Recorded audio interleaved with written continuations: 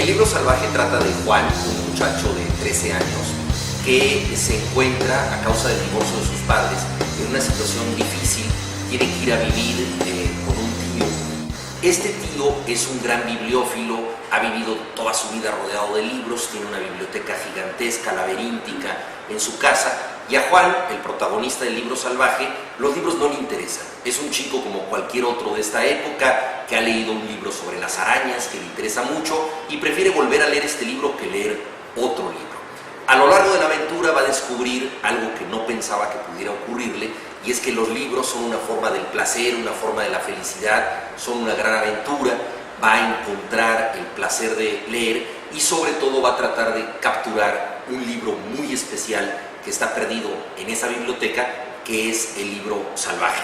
Esto lo va a llevar también a compartir la lectura con una chica, descubrir el primer amor, de modo que la novela, el libro salvaje, tiene que ver con ritos de iniciación, con ritos de paso, que son el descubrimiento de un gran placer, que es la lectura, el descubrimiento del amor, el descubrimiento de la cultura en compañía de los demás. Yo creo que los grandes libros de literatura juvenil son textos para todas las edades. Por ejemplo, La isla del tesoro de Stevenson puede ser leído con provecho por un lector de cualquier edad. El libro salvaje pretende dirigirse sobre todo a los lectores juveniles. El protagonista tiene 13 años y pienso que un lector se puede identificar con él, pero también nos podemos identificar con él retroactivamente, aquellos que tuvimos en algún momento 13 años y descubrimos cosas. Entonces podemos regresar a ese placer a través de una historia como esta. A mí siempre me ha sorprendido que los libros se nos pierden de la manera más extraña.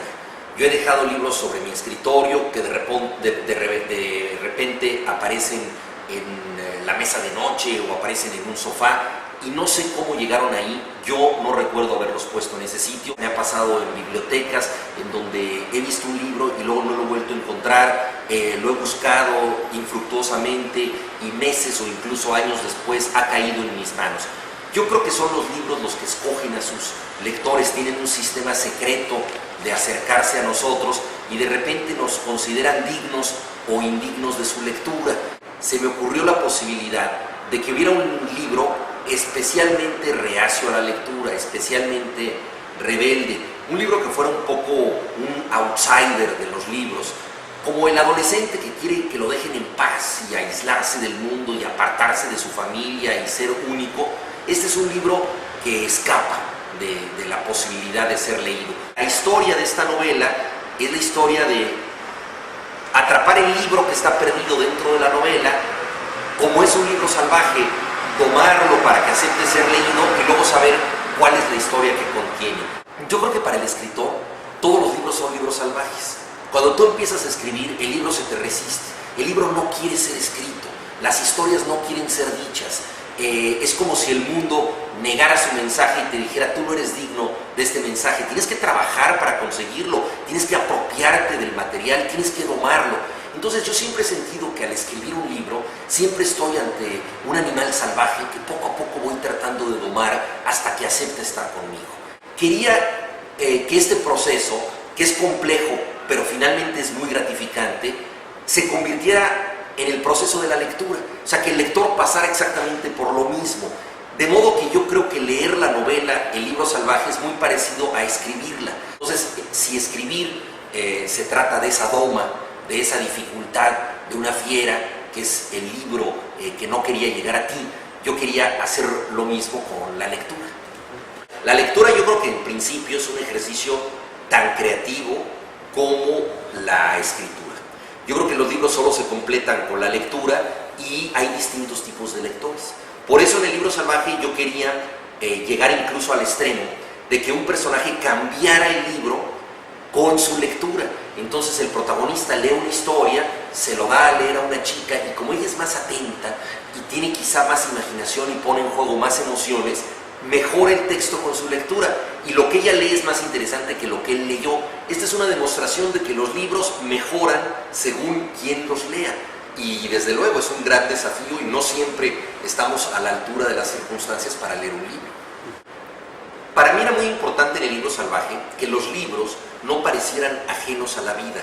Muchas veces se considera que hay una disyuntiva, o estudias o vives, ¿no? O lees o experimentas, y yo creo que ambas cosas se deben complementar. Tuve un tío que era un cazador y que se dedicaba a clasificar el mundo según los animales salvajes que él cazaba. Él sabía de muy pocas cosas en la vida, pero sabía mucho de animales. Si tú le pedías un consejo, todo lo que te decía era a través de los animales, y podía hablar de todo a partir de lo que él había visto en la naturaleza. Yo pensé que el tío Tito de mi historia debía ser alguien semejante, que utilizara los libros como seres vivos, así como mi tío cazador utilizaba a los animales para explicar el mundo. Así estos libros estaban ahí vivos en un hábitat especial para explicarlo todo, en un caos muy caprichoso en esta biblioteca. Entonces yo quería que la lectura fuera entrar en contacto con estos seres vivos que pueden ser los libros. Y el sobrino de pronto le revela que leer es un acto de pasión que tiene que ver con que lo que tú aprendes en los libros mejora y cambia lo que vives en la realidad. Leer no es escaparte de la vida, sino tener un elemento para regresar con más armas a la vida. Y vivir es tener un pretexto para leer de otra manera. Muchas veces a nosotros se nos ocurren ideas por lo que estamos leyendo. La paradoja de esta circunstancia es que esas ideas son nuestras, pero solo se nos ocurren por el estímulo de un libro. Entonces hay cosas que nosotros llevamos dentro, pero solo las podemos sacar a través de la lectura. Hay distintos tipos de lectura. Hablo de la lectura en río, por ejemplo, que es la lectura compartida. Es la lectura en donde un tema, como el fluir de un río, pasa de un lector a otro y es complementado por el siguiente lector y comentado, que me parece muy interesante porque yo creo que la lectura es una forma de la conversación. Me parece imposible leer un buen libro y no decírselo a alguien a quien yo aprecio.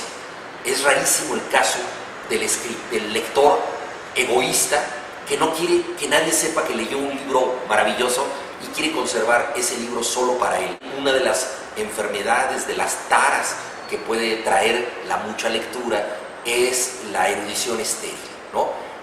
La persona que sabe cada vez más de cada vez menos, ¿no? Los grandes especialistas que solamente conocen una franja ínfima del conocimiento de la que saben todo, pero que les impide relacionar esa franja con todo lo demás.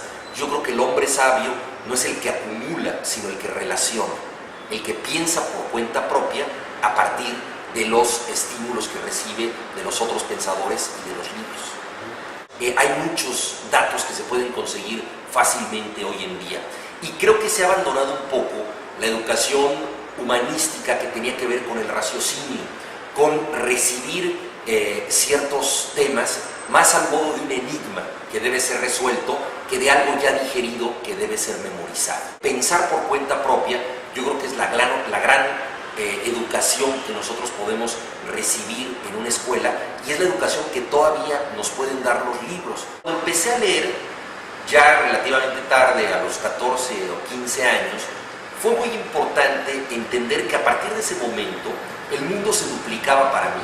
Es decir, que todas las experiencias que yo pudiera tener, las iba a tener en el mundo de los hechos, en la realidad que me constaba a diario, y al mismo tiempo eso iba a tener una repercusión y un complemento en lo que yo leyera en los libros. Sí, yo iba a tener ya dos realidades para siempre, y digamos que mi experiencia del mundo se había expandido a partir del contacto con la lectura.